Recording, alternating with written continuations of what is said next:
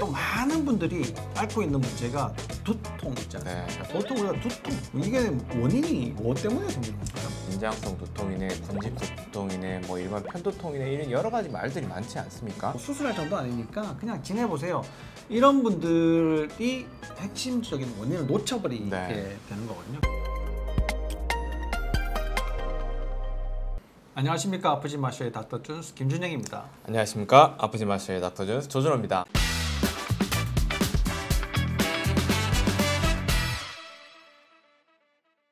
저희들이 그 조준호 원장님이 쓰신 힐링 알고리즘 바로잡기 이 책 내용을 지금 계속 이제 설명을 드리고 있는데요. 이제까지도 많은 편을 했는데 우리 몸 전체에서 이 자율신경 네트워크가 어떻게 작용하는가에 대해서 설명을 드린 거고, 오늘은 머리, 요 이제 두경부만 따로 떼서 이렇게 또 설명을 드리려고 합니다. 그래서 두경부 외과 전문의시잖아요. 그럼 예전에 이제 이비인후과라고 얘기했지만 이제 두경부 외과 전문이다 이렇게 말씀을 하시는데, 그 중에 제일 핵심이 또 많은 분들이 앓고 있는 문제가 두통 있지 않습니까? 두통. 그래서 오늘은 두통을 좀 더 파헤쳐보는, 그게 자율신경과 어떻게 관련되어 있는지를 여러분들에게 설명을 드리도록 하겠습니다.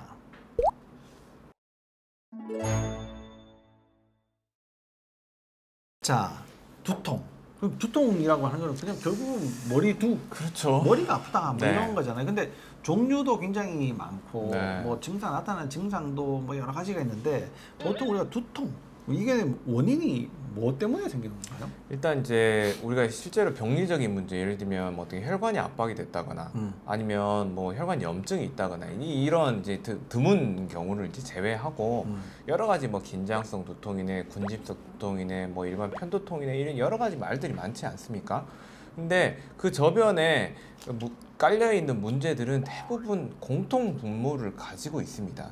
실제로 이제 두통이라고 하면 뭐 정수리가 아파요 이렇게 찾아오신 분도 있고, 저는 항상 뒤통수가 아파요. 그다음 뭐 예를 들면 옆머리가 아파요, 뭐 관자놀이가 아파요 하는데, 실제로 뭐 관자놀이가 뭐 어디 부딪혀가지고 깨져가지고 아픈 건 아니지 않습니까? 그렇죠. 결국 내가 이 특정 부위가 아프다고 느끼는 거는 신경을 통해서 실은 뇌가 느끼고 있는 거거든요. 그래서 실제로 이런 뭐 관자놀이에 문제가 생기든 정수리에 문제가 생긴 게 아니면 결국 그 신경의 경로에 문제가 있기 때문에 그런 것들을 뇌에서 유해 자극, 즉 통증으로 느끼고 있다고 볼 수가 있거든요. 그 부위에 손상이 있는 것이 아니면 신경작용의 하나의 이제 현상이다. 신경 경로에 있어서의 문제가 통증의 형태로 느껴지는 거죠. 그래서 우리가 이제 두통이 있다고, 여기 아프다고 여기 파스에 붙일 겁니까? 예를 들면 정수리 아프다고 붙일 게 아닙니다, 실은. 발음 안 됩니까? 그래서 이게 어디서 나올까를 좀 생각을 해야 되는데, 실은 뇌를 싸고 있는 뇌막에서 오는 그 긴장도가 뇌에서 느끼기에는 굉장한 고통으로 느낄 수 있다는 거죠.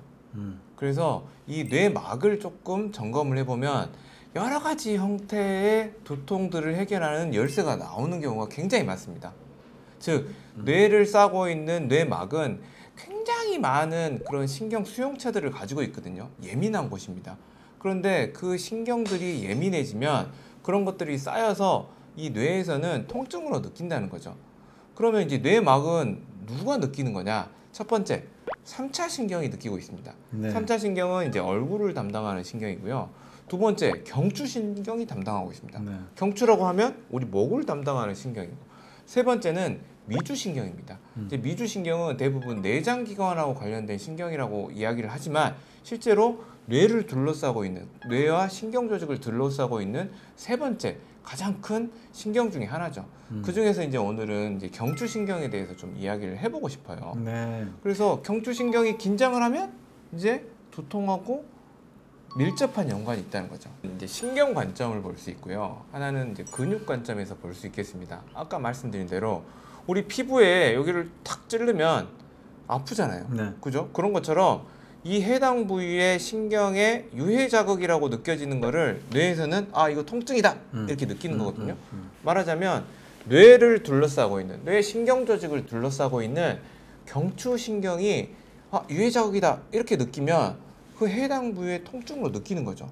그래서 경추신경, 특히 상부 경추를 우리 경추 1번과 2번이라고 이야기하는데 특히 상부 경추에 유해 신호가 들어가면 아 두통인가 하고 이렇게 오인을 한다는 거죠. 아 목에 문제가 생겨도 네. 두통처럼 오해할 수 있다. 네, 그러니까 뇌막 자체에 뭐 염증이 뇌수막염이 오는 게 아니더라도 목 자체에서 오는 유해 신호가 두통으로 느끼는 겁니다. 두 번째 이제 근육하고 관련된 건데 우리 보면 막 운동 하나도 안 하다가 야유회 한번 가보세요. 그럼 어떻게 돼요? 근육이 터질 듯이 아프죠. 그렇죠. 뭐 오래 그래서- 걸으면 뭐 종아리가 터질 수 그렇죠. 아프고 뭐 이런 거. 그래서 이제 근육이라는 것 자체가 단단해지고 또 두꺼워지고 또 짧아지면 그 근육통들이 발생을 하는데 그 근육통들이 발생하는 이유는 근육으로 들어가는 혈관들이 있거든요. 네. 그 혈관들이 두꺼워지고 짧아진 근육 때문에 눌려버립니다. 네. 그래서 영양소를 받지를 못하고 또 근육에서 발생된 그런 여러 가지 대사물들, 찌꺼기들을 배출하지 못하면서 그런 고이게 것 되네요. 고여서 네. 그 근육들의 자극이 되는 거죠. 음. 특히 이제 젖산이나 이런 산성분이 자극이 되면 네. 우리 통증을 느끼기 쉽거든요. 네. 근데 그 통증이 그 해당 근육의 위치만 느끼는 게 아니라 연관통 형식으로 나타납니다. 그래서 네. 어깨가 아파도 두통이 되는 거고 목이 아파도 두통이 되는 거예요. 그래서 맞아요. 즉 연관통이라는 게 사실 이제 이런 거죠. 심장 마비가 네. 그러니까 심근경색이 있을 때 가슴이 아파야 되는데 네네. 가슴도 좀 뻐근하지만 이쪽으로 그렇죠. 같이 이제 아파지고 네. 우리가 이제 뭐 담낭염이 있으면 뭐 여기만 아픈 게 아니라 또 이쪽 어깨가 날개, 아프고 이런 날개 것처럼 아프죠. 네.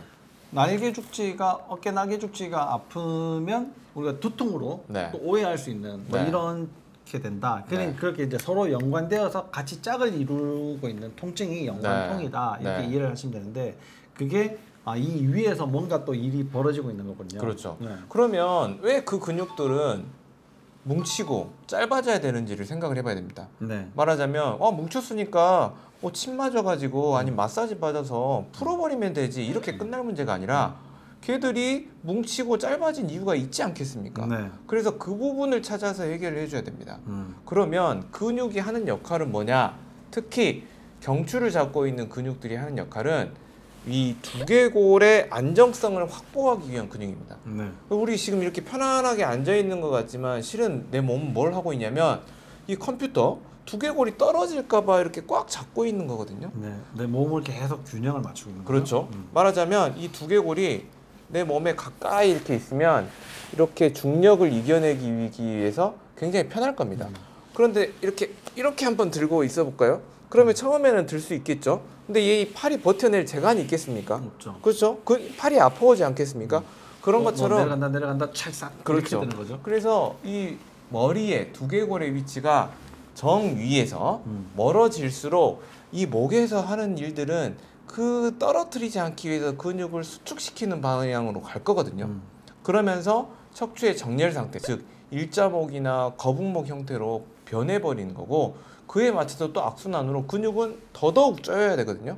그러면서 근육통에 의한 연관통 그리고 척추의 정렬 상태의 변화로 인한 경추신경의 흥분에 의한 두통, 신경통이 동반될 수 있는 거죠. 머리 위치가 어떻게 되어 있느냐가 네. 두통을 유발할 수 있는 가장 이제 근본 핵심이다. 네. 거기에 목이 관련되어 있다. 네. 뭐 이런 거네요. 그러면 이제 목이 그렇게 해서 관련이 되는 데는 뭔가 연결고리가 있어야 되지 않겠습니까? 물론 이제 지금 말씀하신 거는 근육이 네. 이제 하나의 또 연관고리가 될 것 같고 이게 뇌랑 척수랑 네네. 뇌랑 척추를 타고는 척수신경이랑 그 감싸고 있는 막이 또 서로 네. 연결이 되어 있잖아요. 그러면 목이 이렇게 삐뚤어지면 그 막에도 영향을 줄 수가 있는 건가요? 당연하죠. 예, 우리가 뇌척수액이라고는 많이 들어보셨을 거예요. 네. 뇌와 그 신경 조직이 액체 속에 둥둥 떠 있을 걸로 생각하는 경우가 굉장히 많거든요. 하지만 절대 그렇게 있지 않습니다. 말하자면 우리 두부를 우리 상자에 넣어놓고 이렇게 흔들어 볼게요. 어떻게 네. 됩니까? 네. 다 찌그러져 버리죠. 그렇죠. 그런 것처럼 뇌와 신경 조직은 굉장히 부드러운 조직이거든요. 그래서 물 속에 둥둥 떠 있는 게 아니라 여러 가지 결합 조직에 의해서 뼈에 딱 붙어 있습니다. 그래서 뼈의 모양이 변하면 신경으로도 물리적인 압력이 바로 전달이 되는 거거든요. 그 물리적인 압력이 대부분 유해 자극으로 들어가는 거고 그 유해 자극의 합들이 뇌에서 느끼기에는 통증으로 느끼는 겁니다. 네.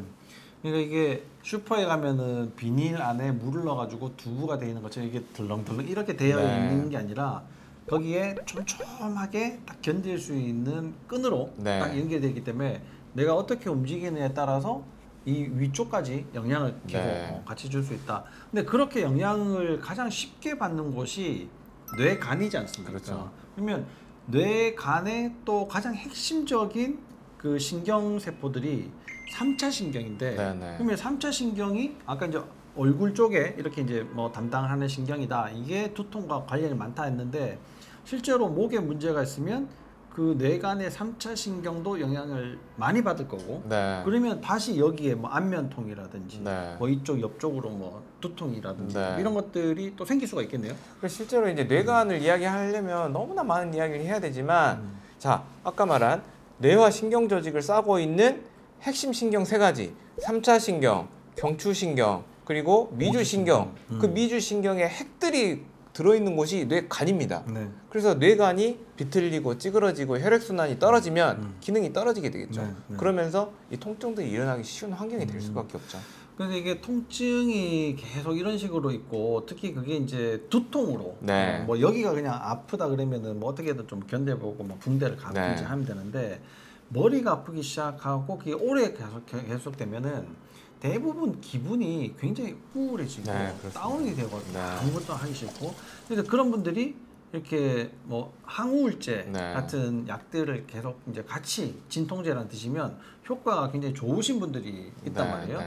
그게 실제로 그렇게 좀 도움이 될 것 같습니까? 네, 그렇죠. 실제로는 우리 몸에서 올라오는 모든 유해 자극들을 뇌에서 느끼는 건 아니거든요. 네. 그 뇌에 전달이 되기 전에 1차 가공되는 곳이 또 뇌간입니다. 네. 그래서 뇌간에서 아, 이 정도의 정보는 올리지 말자 이렇게 하고 하행 억제계 아래쪽으로 억제를 시켜버릴 때 세로토닌이라는 걸 쓰거든요. 네. 그래서 세로토닌을 보충을 해주면 음. 우리가 통증을 이겨내기가 훨씬 쉽죠. 음. 그 세로토닌을 보충해주는 방법 중에 하나가 항우울제. 그게 이제 세로토닌을 재흡수하는 걸 막아주지 않습니까? 그렇죠. 그래서 오랫동안 거기에서 네. 이제, 그 세로토닌이 많이 작용할 수 있게 네. 이렇게 이제 또 해주는 거죠. 그래서 같이 사용을 하면 훨씬 더 효율적으로 될 수는 있긴 하지만 결국 목표는 약을 끊고 네. 두통이 없이 지내는 거지 않습니까? 네. 그러려면 우리가 이제 아까 말씀하셨던 그런 여러 가지 이제 종류의 신경, 네. 이 신경들과 관련되어 있는 목 네. 이것이 굉장히 이제 두통에 중요하다. 그래서 내가 이렇게 해도 잘 해결이 안 되고 저렇게 해도 잘 해결이 안 되시는 분들, 이런 분들은 꼭 내 목 상태가 어떤가를 꼭 한번 점검을 해보시면 좋을 것 같습니다. 그런데 문제는 여기 네. 있어요. 대개 이제 일자목이어서 이 괜찮아요. 아니, 디스크 끼가 조금 뭐 있어 보이는데 뭐 그냥 지내보세요. MRI를 보니까 뭐 디스크 약간 좀 있긴 하지만 뭐 수술할 정도 아니니까 그냥 지내보세요. 이런 분들이 많은 경우에서 핵심적인 원인을 놓쳐버리게 네. 되는 거거든요. 그래서 내가 이게 두통을 해결하고 싶어서 온갖 가지 검사를 다 했는데도 여러 병원에서 괜찮다고 해버리니까 다 놓치는 경우. 네. 그래서 두통을 해결할 수 없는 경우들이 너무나 많단 말이에요. 그래서 이게 경험이 많은 분들 꼭 한번 검사하셨던 것 내용들을 다시 한번 더 꼼꼼히 살펴보시고 예전에는 그냥 두통, 뭐 난치성 두통 그냥 네. 뭐 약 먹고 견디고 뭐 안 되면 마약성 진통제 쓰고 막 이렇게 했지만 요즘은 많은 선생님들이 경추성 두통에 대해서 네, 굉장히 네. 관심을 많이 갖고 있으시거든요. 그래서 그런 두통이 있으실 때는 꼭 내 목 상태를 한번 다시 점검해보는 그런 기회를 가지셨으면 좋겠습니다. 여러분들의 두통이 없어지는데 오늘 이 내용들이 좀 도움이 되셨으면 좋을 것 같고 일자목을 잘 치료하시고 거북목을 더 나쁘지 않게 관리를 하실 수만 있다면 여러분들이 이제 두통을 날려버리게 될 텐데요. 저희들이 이제 치료가 일자목 이제 치료 네. 전문이지 않습니까? 네. 그래서 뭐 두경구 선생님, 그 다음에 제가 또 이제 외과가 이렇게 이제 같이 일자목을 어떻게 하면 제대로 교정해 줄 수 있을까 이게 서로 상의도 많이 하고 연구도 많이 해서 이게 이제 만들어진 그런 치료법들을 한번 이용을 해보신다면 여러분의 두통을 없애는데 굉장히 큰 도움이 될 것 같습니다. 네, 다음에도 유익한 내용으로 찾아뵙도록 하겠습니다.